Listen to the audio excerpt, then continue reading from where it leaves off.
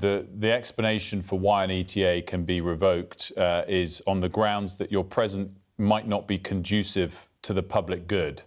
I mean, what do you say to that? Okay, well, it's both a little bit haunting and hilarious at the same time. So if I step out in London streets, is mayhem going to break out? This is absurd. I was in London and Oxford, as I said last year, and I don't remember riots breaking out.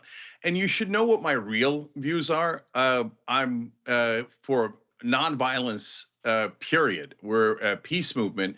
We hate the idea of any civilians being harmed under any circumstance. I'm on the left. My governing philosophy is that everyone is equal. Race and religion don't matter at all. And I'm an atheist, so I believe we're all Homo sapiens. The idea that someone's religion or race would make a difference, I find to be hilarious. So I don't really know what I'm being charged with here. And am I really not going to be allowed in Britain from now on? And how could someone who is almost religiously for nonviolence be a threat to the public order? Clearly, a few days have passed since the decision was made. And as you know, as you've discussed with a few other people, there is no official guidance from the government as to their justification for classifying your presence as perhaps not being conducive to the public good. Do you think it is down to your past views on Israel?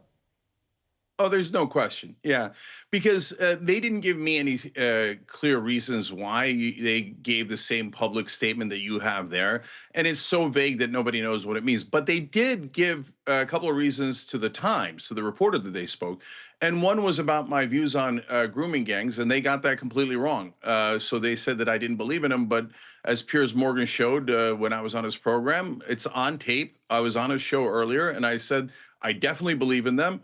And I believe they should be punished. So why is the British government lying about me? What a strange thing to do.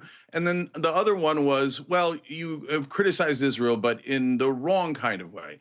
So I'm curious if the British government is ever going to list the acceptable and unacceptable ways of criticizing Israel.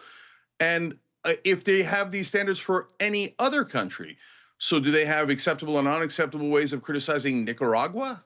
Or a country which is almost exactly the same population as Israel, Papua New Guinea. Is everybody obsessed with figuring out if someone has criticized Papua New Guinea and in an acceptable or an unacceptable way?